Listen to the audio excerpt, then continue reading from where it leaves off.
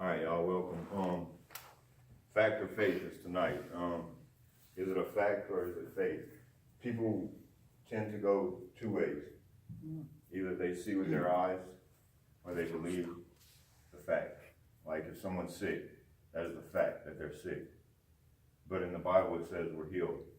That's faith. It takes faith to know that we're healed. Some people get one touch by God and cancer's gone. That's faith. But the fact is, they had cancer, right? That's the fact. Some people live in the fact and they don't live in the faith. And all it takes is a tiny seed. God said, one small seed of faith will change. It'll grow this big old tree. I stood up here before and I said it, God is not a respecter of persons. He isn't. I know. What he did for Ellis, what he did for Heather, what he's done for you, he'll do for anybody. But he is a respecter of faith. God cannot lie. He is not a respecter of faith. If you don't have no faith, you can't work. That's true. Okay? It's just not going to work. It takes faith. You know, you can't know God without faith. So that means you're going to live in a world full of facts without faith.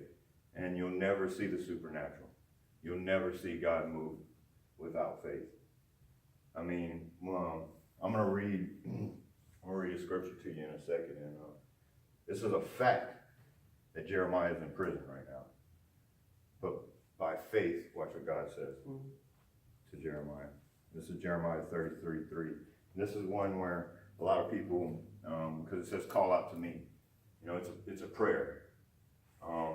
I've called out to God many a time, and it seemed like he didn't answer me sometimes, but it took my faith, because it was a fact that I was a drug addict, but by faith, I'm healed. I don't ever have to go back to that life again.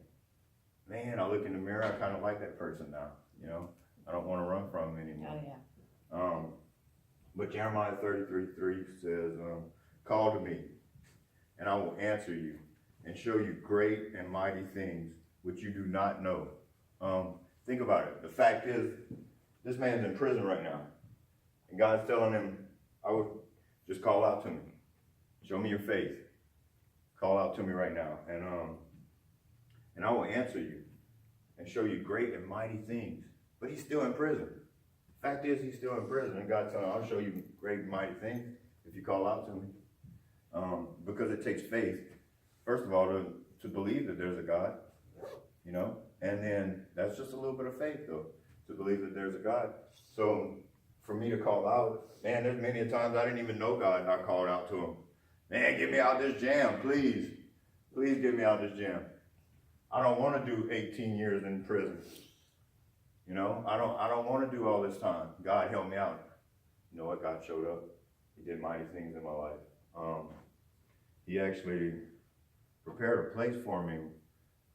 Like, man, it's crazy. Like, a rehab ministry, I had to go for a year to change my life. And God prepared that for me way back when I was calling out to him. I know someone that had a heart attack, and the fact is that they had a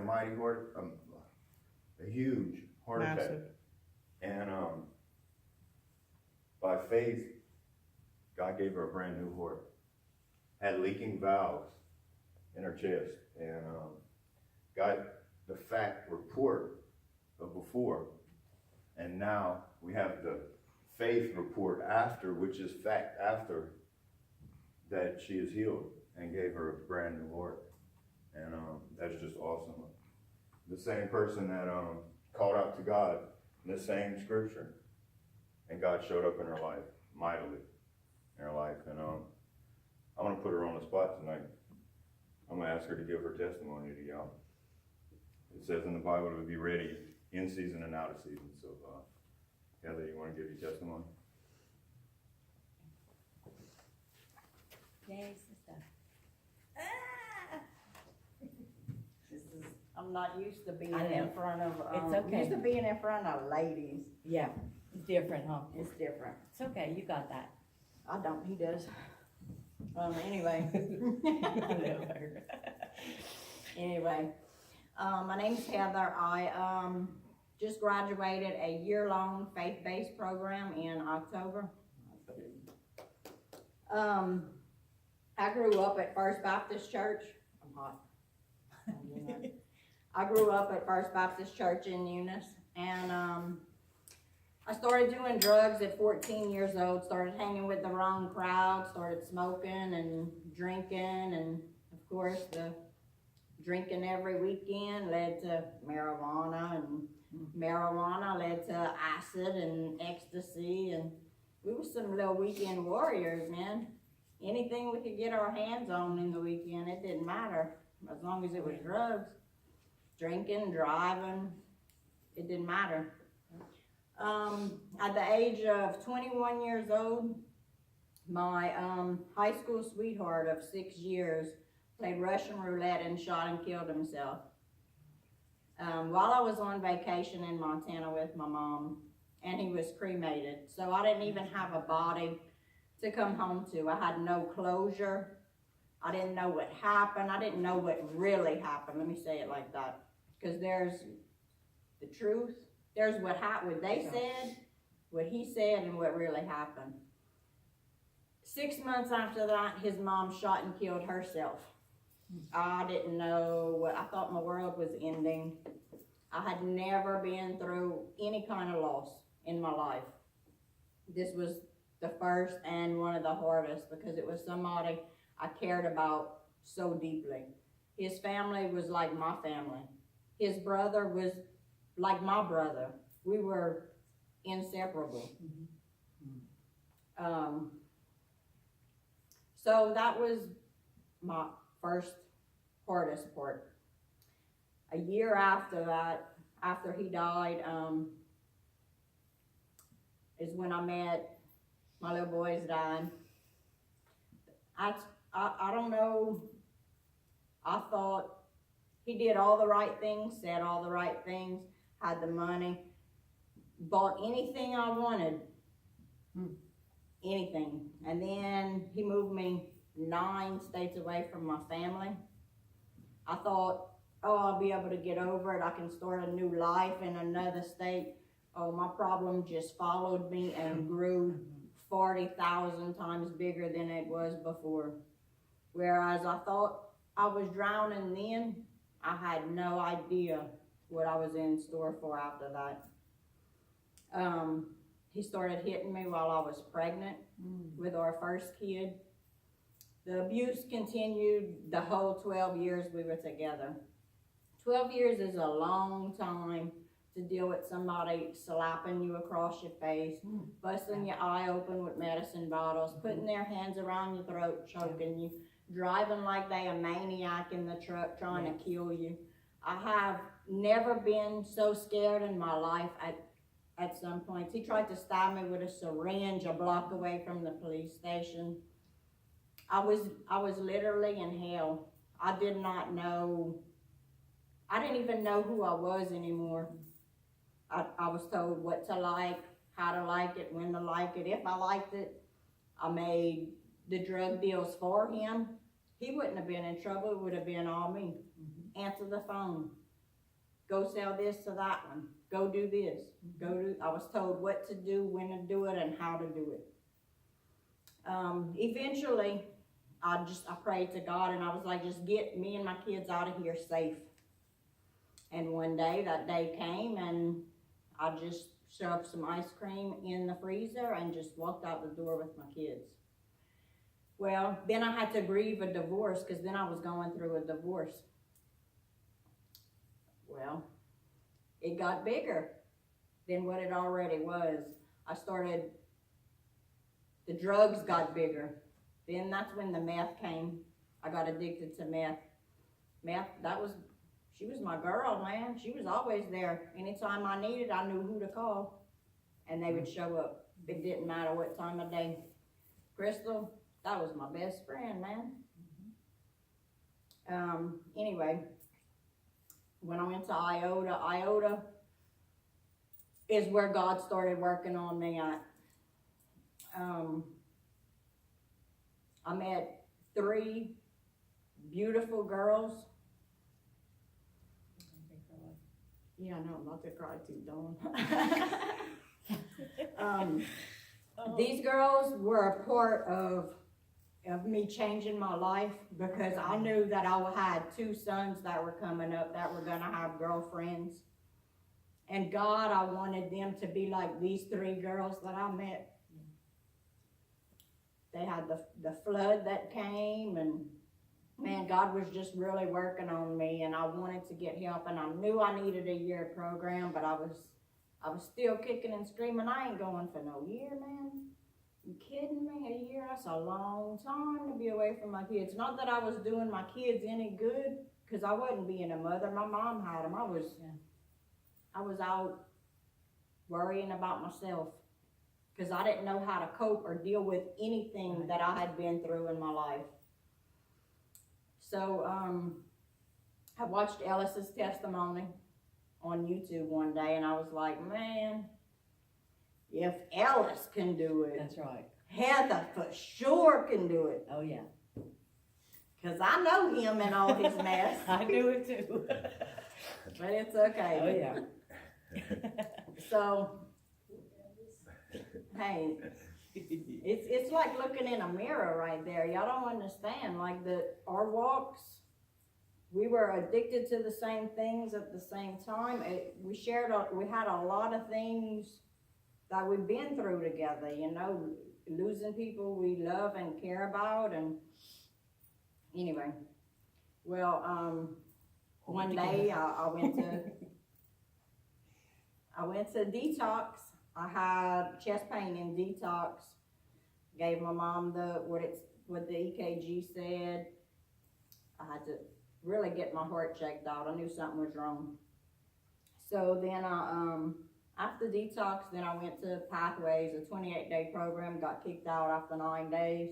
They had guys sneaking in the girls' dorm, and it was just real chaotic, and I just couldn't take it, and I was like, God, please just get me out of here. And the next day I got kicked out, so I can't really blame him for that, because that was like really a blessing. Because I got home one day, Ellis got home from Shiloh the next day, and we end up at Celebrate Recovery the next day. And the next day I end up getting into House of Destiny. Wow. To get in there, you have to be off of all your medicine. So the lithium and the Seroquel and all the nonsense I was on, I had to get off of all of it. Get my heart checked out so I could have peace of mind about it. So I did all that. It took me 6 weeks to get all that straightened out. I go to the heart doctor. I had two valves that were leaking. But he's like, you'll be all right for the year. Just go and we'll check you back in a year when you finish. So I go to House of Destiny, and 6 months into I'm 6 months sober. No, I'm about 8 months sober, but 6 months in, I wake up one morning.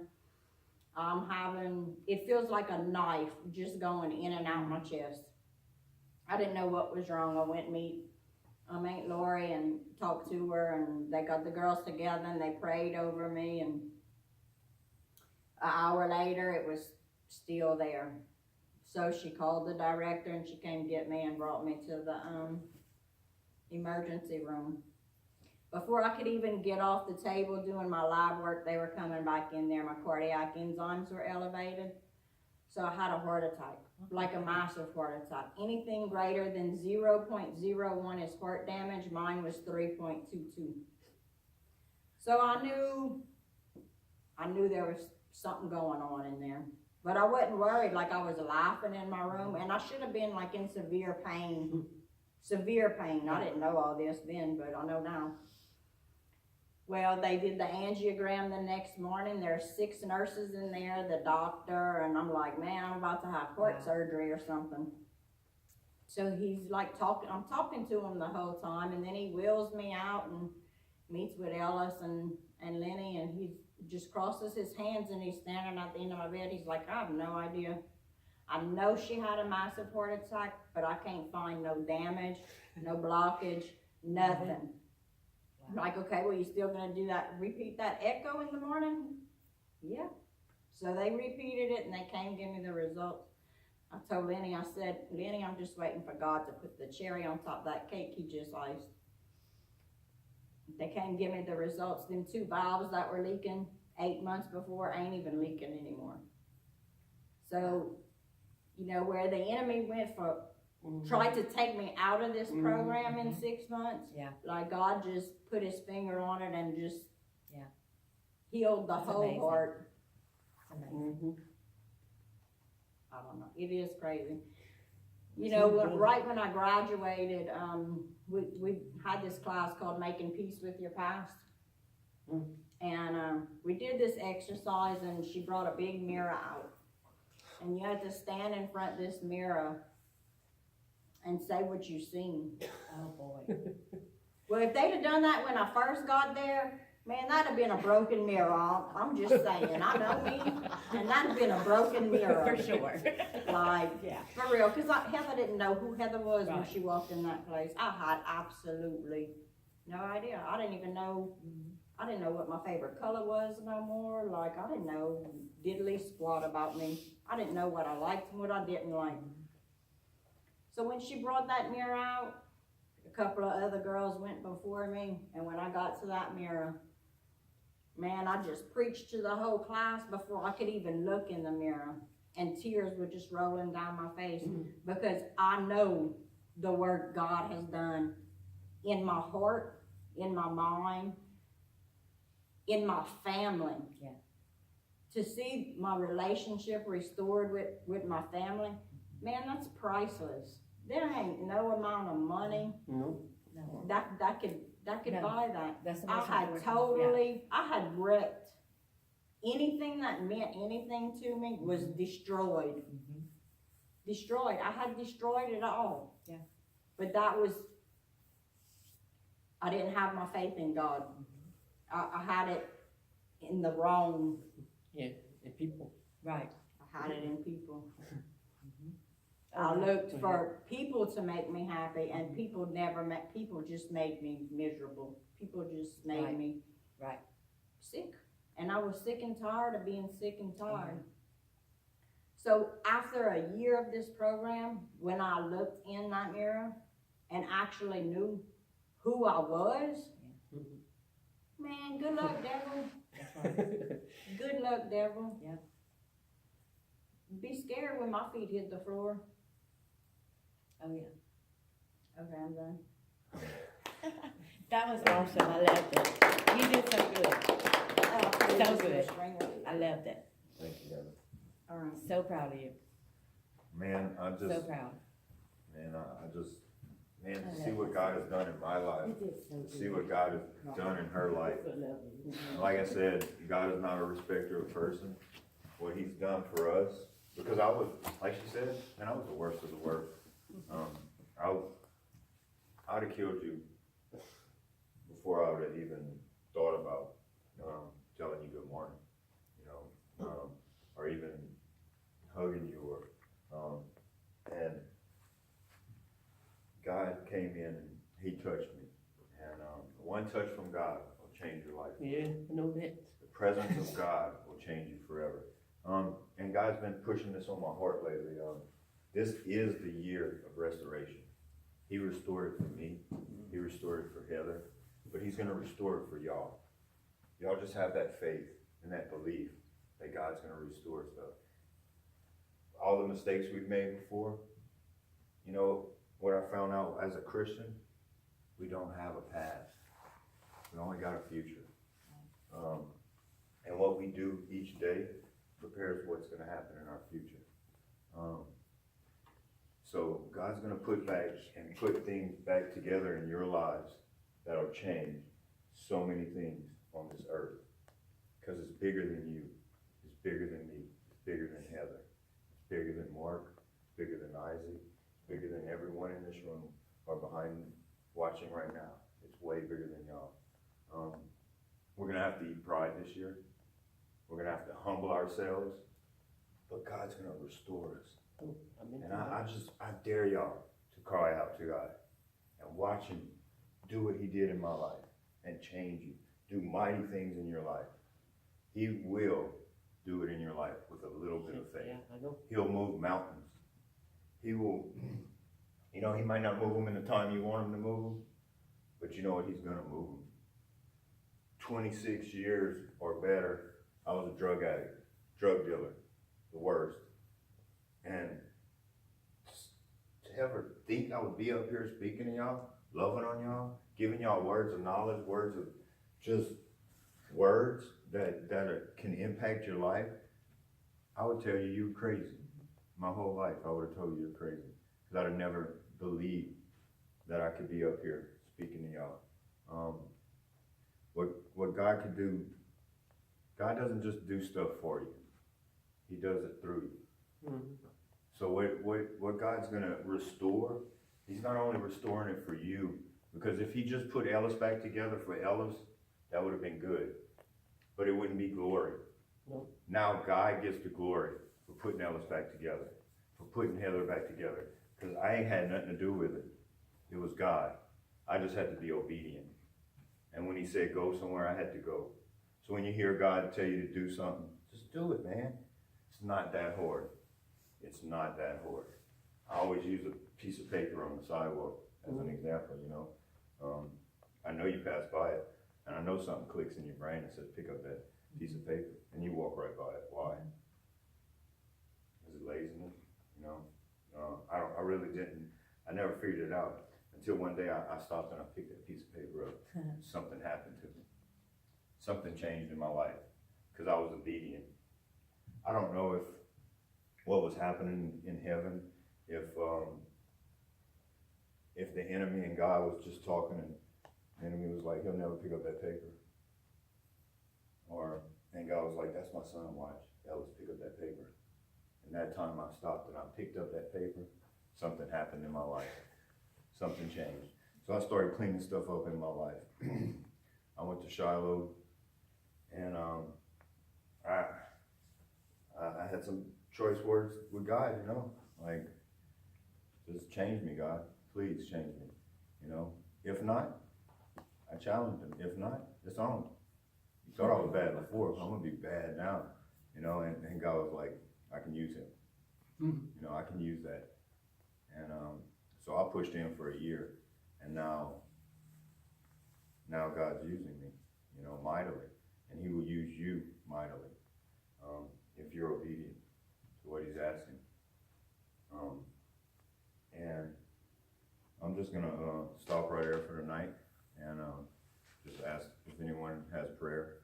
We're gonna get it done. We're gonna lift it up to heaven, and we're gonna watch heaven touch earth. We're gonna lay hands on people. We're gonna watch them. We're gonna watch, because the heaven is inside of us. We think we're gonna die and go to heaven. Heaven's right here. We're walking in heaven. It's inside of us. We have the answers. We have the keys. We have Jesus inside of us. We can change. So if anybody's been dealing with something, having a struggle in their life, come up here and we're gonna get together and pray for you. And we're gonna watch things change in your life. I don't care.